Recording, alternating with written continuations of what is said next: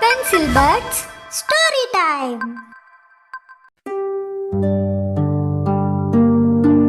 దయ్యాలపురం అనే గ్రామంలో ప్రేతాలయ్య అనే ఒక రైతు ఉండేవాడు. అతని భార్య పేరు భూతాలమ్మ.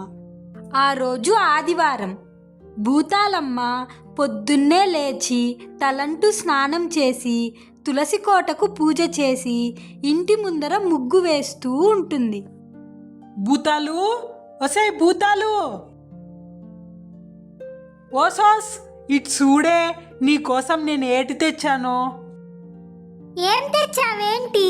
బంగారు వడ్డానమా, డైమండ్ నెక్లెసా?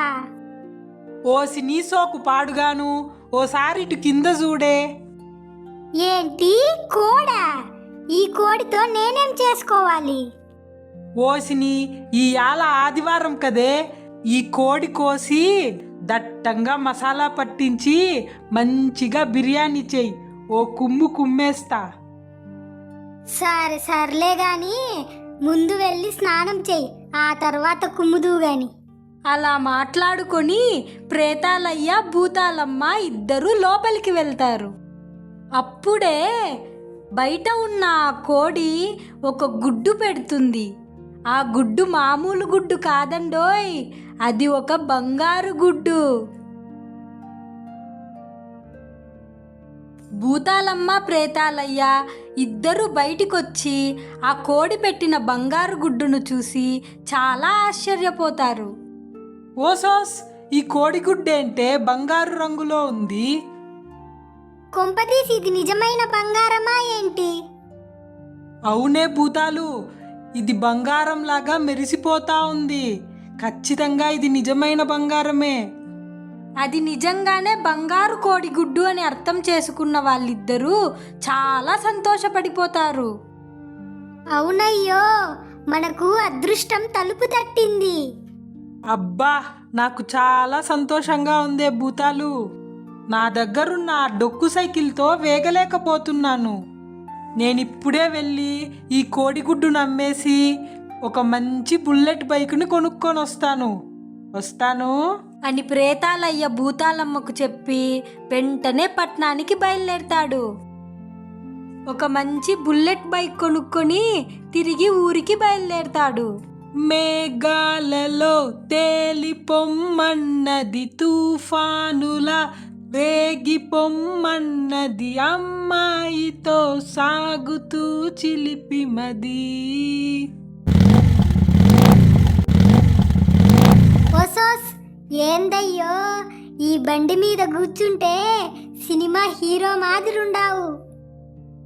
సాల్లేయే భూతాలు, మరీ పొగిడేస్తున్నావు నన్ను.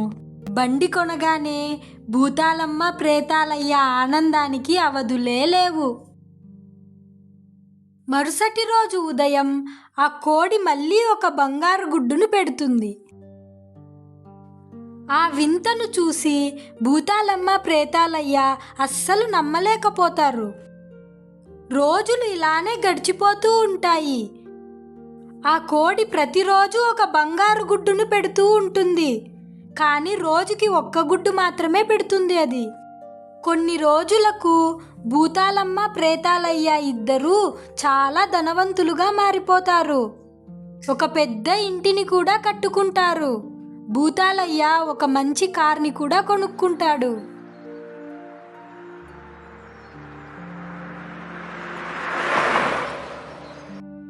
ఎంత సంపాదించినా కూడా వాళ్ళ ఆశ మాత్రం తీరదు. ఇంకా ధనవంతులు కావాలన్న కోరిక వాళ్ళ మనసులో రోజు రోజుకి ఎక్కువైపోతుంది.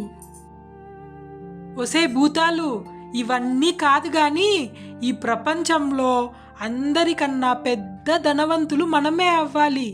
అప్పుడే మనకి సమాజంలో గౌరవం దక్కుతుంది. మనం చెప్పిందే మాట, మన మాటే శాసనం. అవునయ్యో, నువ్వు చెప్తున్నది నిజమే. కానీ ఈ కోడి రోజుకు ఒక్క గుడ్డు మాత్రమే పెడుతోంది. ఈ కోడి పెట్టే ఒక్క గుడ్డుతో ఈ ప్రపంచంలో కాదు కదా, ఈ ఊరిలో కూడా మనం ధనవంతులు కాలేము. అందుకే నేనొక ఉపాయం ఆలోచించాను. ఏంటే భూతాలు అది? రోజు ఒక్కో బంగారు గుడ్డు తీసుకునే బదులు ఈ కోడి కడుపు కోసేస్తే దాని కడుపులో ఉన్న బంగారు గుడ్లన్నీ ఒకేసారి తీసుకోవచ్చు. దానితో మనం చాలా ధనవంతులైపోవచ్చు. అవునే భూతాలు, ఈ ఉపాయం చాలా బాగుంది. పద మనం వెంటనే దీన్ని అమలు చేద్దాం. ఆ కోడి కడుపులో ఉన్న బంగారు గుడ్లన్నీ ఒకేసారి తీసేద్దాం.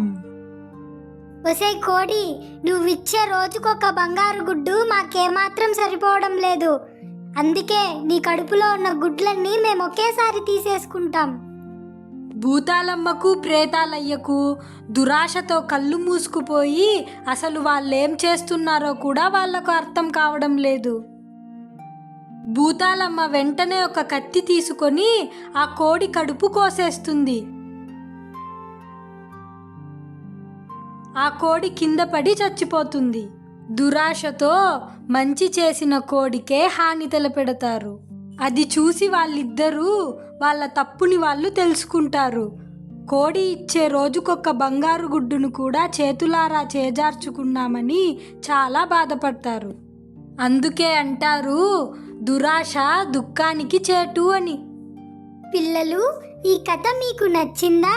అయితే ఈ వీడియోకి లైక్ చేయండి. ఇలాంటి మరిన్ని కథలు చూడడానికి మన ఛానల్ని సబ్స్క్రైబ్ చేసుకోండి. సబ్స్క్రైబ్.